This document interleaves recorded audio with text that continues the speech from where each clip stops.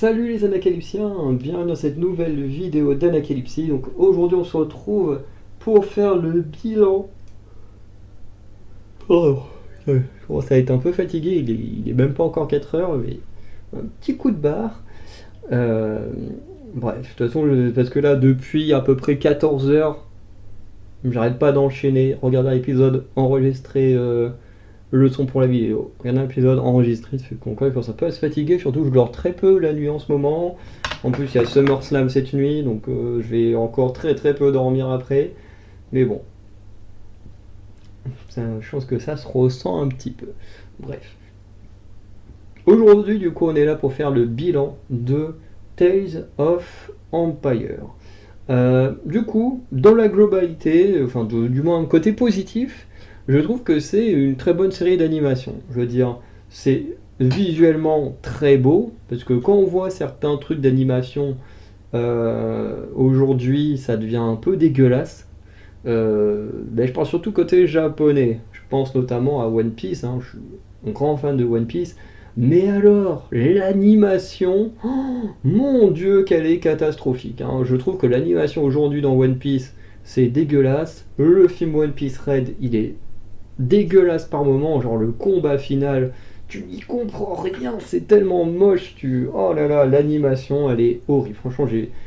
Après, de toute façon, moi je suis plus un lecteur de manga que de comment dire quelqu'un qui regarde des animés donc y a aussi un peu ce côté là, mais je trouve que l'animation est dégueulasse comme il n'y a pas. Bref, que ici on a une bonne animation, elle est vraiment très cool. On suit deux personnages qui sont vraiment sympas avec deux destinées différentes. D'un côté on a Morgane qui du coup commence en étant une jeune fille qui va vivre un moment horrible avec tout son peuple qui est massacré et qui du coup va s'enfoncer de plus en plus dans le côté obscur en travaillant pour l'Empire et tout ça, et en devenant quelqu'un de tyrannique envers son peuple. À côté de ça, on a Barris, qui est une ancienne Jedi et qui va travailler pour l'Empire également, mais pas parce qu'elle est mauvaise, mais simplement parce que bah, si elle ne le fait pas, elle meurt. Et comme elle a envie de rester en vie, bah, elle se met à travailler pour l'Empire. Bien qu'au bout d'un moment, elle en a marre des agissements de l'Empire, et du coup avoir sa rédemption en quittant les Inquisiteurs et en tout simplement rejoignant le bon côté, en soignant les gens, en aidant les gens, et notamment en sauvant un bébé qui deviendra très certainement un futur Jedi. Voilà. Donc, j'ai envie de dire que voilà, la série elle est intéressante. En plus, avec Morgane, on est sur différentes époques. On la suit ado, adulte et un peu plus vieille encore adulte. Et du coup, on sent qu'on traverse vraiment les films, au moins le 2 et le 3. Tandis qu'avec les épisodes sur Barris, on sent qu'on commence en étant au niveau du 3 et que bah, après on est sur l'après entre le 3 et le 4. Mais ça reste vraiment intéressant. Je veux dire, on s'ennuie pas une seconde. Les épisodes ils sont très cool. On n'hésite pas à tuer plein de gens et voilà. Donc je trouve ça bien. En plus, il n'y a pas d'humour chiant parce que dans les séries live action, ils essayent toujours, je pense à Disney, mais que ce soit aussi Netflix ou toutes les autres plateformes, hein. On l'a vu avec Amazon, avec Ring of Power et tout, hein. Ils essayent toujours de mettre de l'humour partout, partout, partout. Mais au bout d'un moment, il faut arrêter de nous gonfler et à vouloir tout rendre amusant. Avoir des trucs un peu plus sérieux, c'est bien aussi.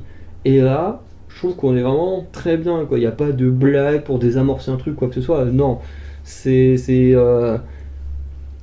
y a des moments où c'est dramatique, il y a des moments où c'est un peu dur entre guillemets, hein, parce que bon, ça reste quand même des mini-histoires, hein, donc t'as pas le temps de t'attacher forcément à tout le monde, mais franchement j'aime bien.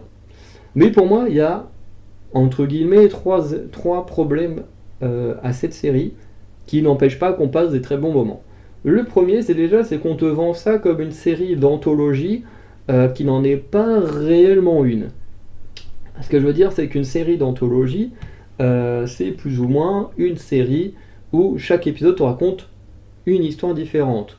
parmi les plus connus, on a Black Mirror et Love, Death, Robot du côté de Netflix. Euh, voilà.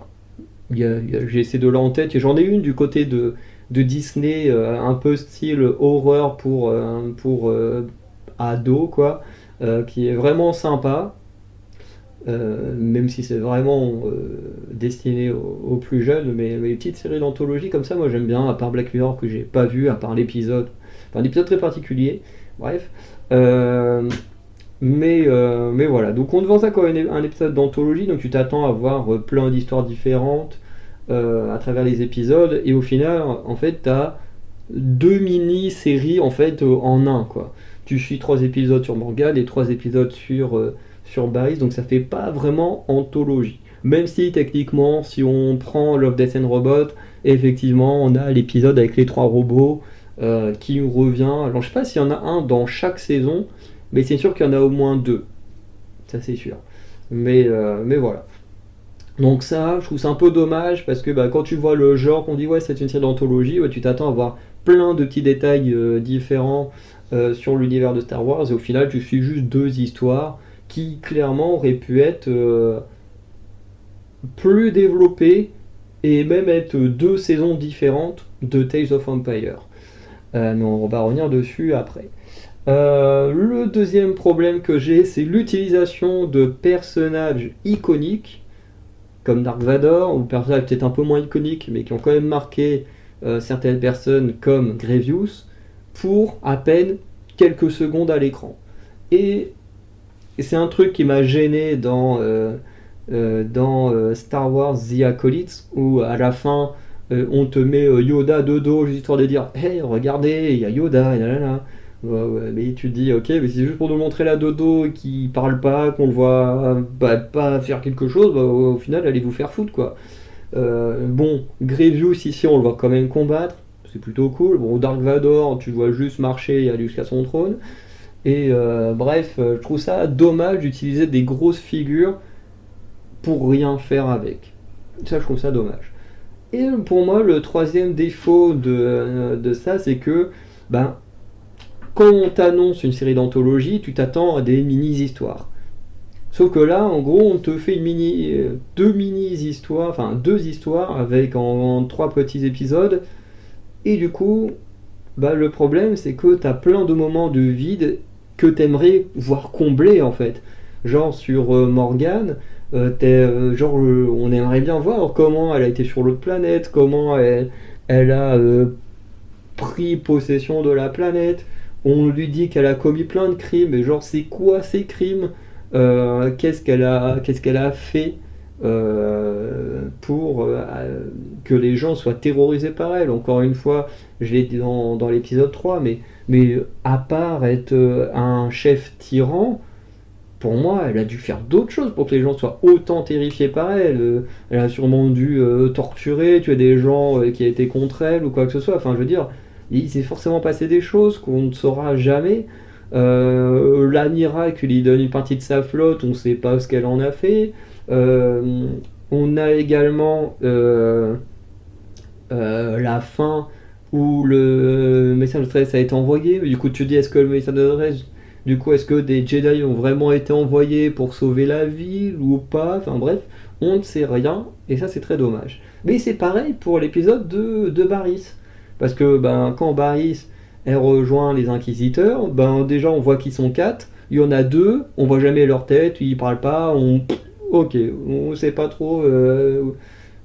Bon, on sait rien d'eux en fait, et tu te dis, mais on aimerait trop savoir qui ils sont, leurs capacités, avec quoi ils combattent, parce que bon, par exemple, Lynn, elle a eu son sabre avec une sorte de garde ronde qui fait que son sabre, elle a un laser, sauf qu'elle peut en avoir un deuxième, et puis grâce au rond autour, elle peut faire tournoyer les deux lames, enfin bref, tu te dis, qu'est-ce que les autres ils ont aussi pour être là chez les Inquisiteurs, enfin bref.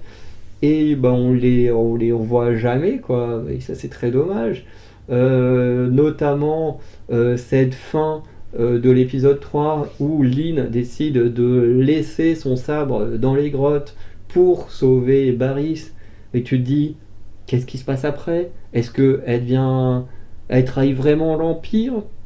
Est-ce que, du coup, qu'est-ce que va faire le haut inquisiteur Dark Vador? Qui vont envoyer les deux autres inquisiteurs pour tenter de les tuer, pour trahison on ne sait pas ce qui se passe. Il y a tellement de blancs et qu'on a envie de savoir, en fait, parce que que ce soit Morgan ou Barry, ce sont deux personnes qui sont vraiment intéressantes, comme je dis, avec deux destinées différentes, liées quand même à l'Empire, mais quand même très différentes. Et tu te dis, mais c'est dommage en fait d'occulter autant de choses intéressantes. Et c'est pour ça que pour moi, cette série n'aurait pas dû être une série d'anthologie, mais je trouve que le mieux ça aurait été de faire une mini-série, donc je sais pas, faire 6 épisodes complets, peut-être de 30 minutes sur Bangan, et faire une saison 2 avec 6 épisodes complets, pareil, d'environ 30 minutes, sur Barry, il y aurait eu plus de choses à raconter, on se serait encore plus attaché au personnage, et ça aurait été encore plus cool, plutôt que de finir sur des trucs où, en fait, t'as juste plein de questions en tête. Voilà. Donc, je vais m'arrêter là pour un peu mon bilan de Tales of Empire, qui du coup a été une bonne série. Franchement, j'ai passé un très bon moment, euh, malgré ce côté un peu frustrant de manque d'informations que très clairement la série aurait pu nous donner si les épisodes étaient un peu plus longs et si ça n'était pas une série d'anthologie. Voilà. Donc, n'hésitez pas à me dire dans la globalité ce que vous avez pensé de Tale of the Empire, si vous avez aimé ou pas. Et sinon, on se dit à très bientôt pour de nouvelles vidéos. Et normalement, au moment où je vous parle, vous avez déjà d'autres choses à regarder, hein. Normalement, vous devriez avoir une série un peu en mode enquête avec Emma Mayer sur peut-être les X-Men ou Karl Lagerfeld qui commencera bientôt. Bref, voilà, pas mal de petites choses que vous devriez avoir à regarder pendant un petit moment. Voilà. Du coup, je vous souhaite une bonne journée, bonne soirée, et je vous dis à très bientôt. Ciao.